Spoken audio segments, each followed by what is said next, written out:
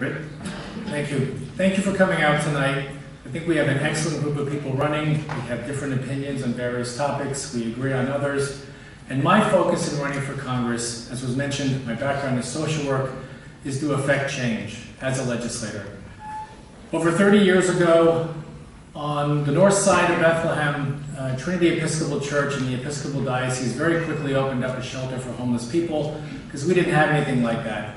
On the second night, I volunteered to stay overnight. There were 4 people there.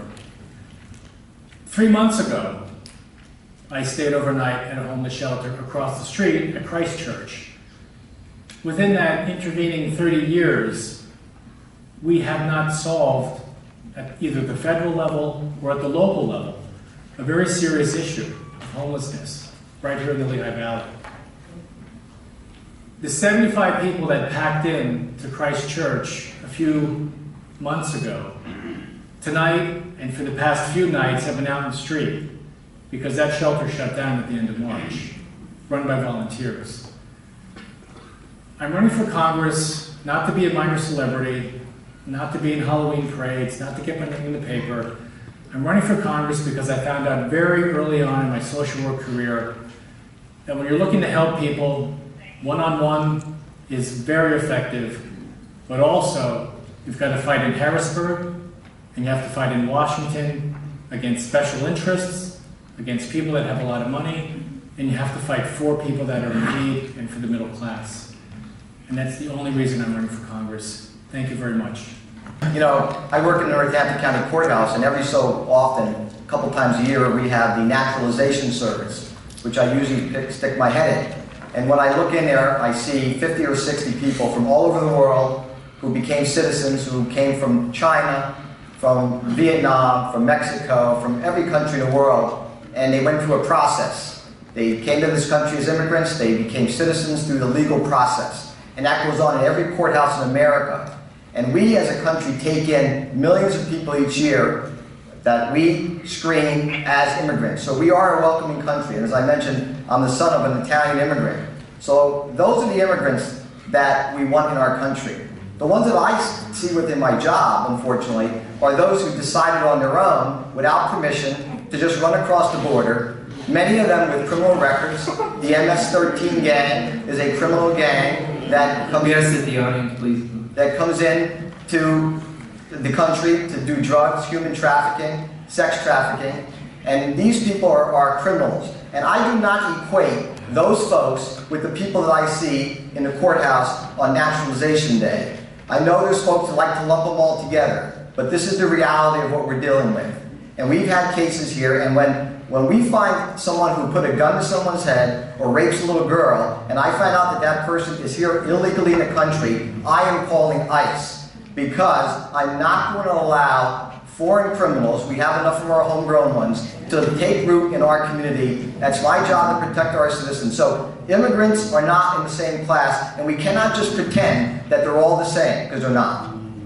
Well, I do think that it's not realistic to think that we should just shut down or open our borders to let anyone walk in here. I mean, what I'm hearing here is that we believe we shouldn't have ICE. Okay, we don't need ICE, then we don't need border patrols. If people get in the country, they just get to stay no matter how bad they are. I mean, it's not realistic. We have bad people that come across with the good people on that border, and we cannot lump everyone into the same boat. And as I said, when we come into contact with people here illegally, it's because they've committed a serious crime generally in our county. And we are going to notify immigration and let them decide what to do. I would oppose any continued efforts to implement the Trump travel ban. First and foremost, I am absolutely fervently opposed to it. I would also stop the wasteful and ineffective ICE raids that are happening with increasing frequency throughout the country.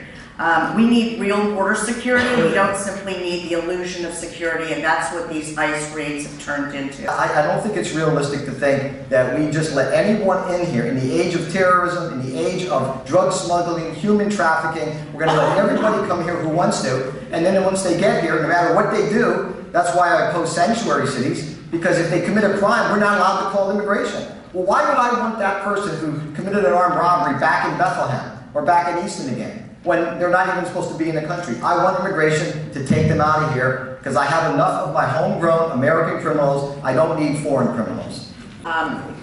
The benefit of sanctuary cities is that people are not afraid to report crime for fear of being deported, and as a result, the actual benefit, a benefit inures to our communities when we have sanctuary cities.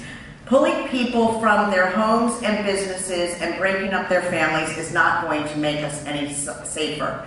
I firmly believe that. In fact, I would argue to the contrary, that breaking up families and taking people out of their places of employment actually makes us less safe. Because when you start to break up families and you remove the ability to earn income, it's a quick transition to a life of crime, I would fear. And finally, as far as our deportation system, I believe it's inequitable. I think it's unevenly enforced, and I think it's punitive to a degree that it should not be.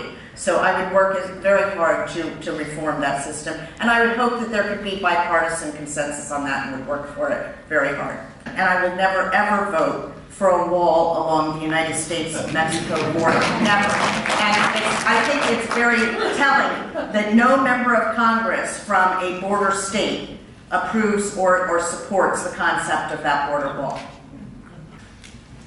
Immigrants tend to be better educated than the general population. They're more likely to be employed. They have stronger family values. They are more socially, upwardly mobile. Basically, when you look at immigration today, you look at what is the true American dream. And so immigration has always been, and immigration remains, the foundation and the strength of this nation. And that message needs to be out there, especially today. I support the DREAM Act. Children came here, and this is the only country they know, and they should be citizens of this nation. Local law enforcement cannot be working with ICE. There was an example in Lehigh County where a gentleman was jailed for a number of days because ICE thought he was an illegal immigrant, lost his job, lost his home, destroyed his life. He was an American citizen. Those mistakes are not allowed to happen, ever, in our country, on our judicial system. There's a couple of things I'd like to mention. First of all, we need to intervene and help countries in Central America, Guatemala, Nicaragua, Honduras, Panama, El Salvador. We have caused issues in those countries, and we need to fix problems that we created there that's leading to people fleeing to our borders. We also need to increase the number of people we take in as refugees. That's who we are as a nation. That's our soul as a nation. For those who are undocumented, they did break the law, whether they overstayed their visa or they crossed the border. And there's different ways you can deal with people who break a law. I believe they should need to pay a fine, I would say about $100,000. The estimate, college education, or a little less than a college education.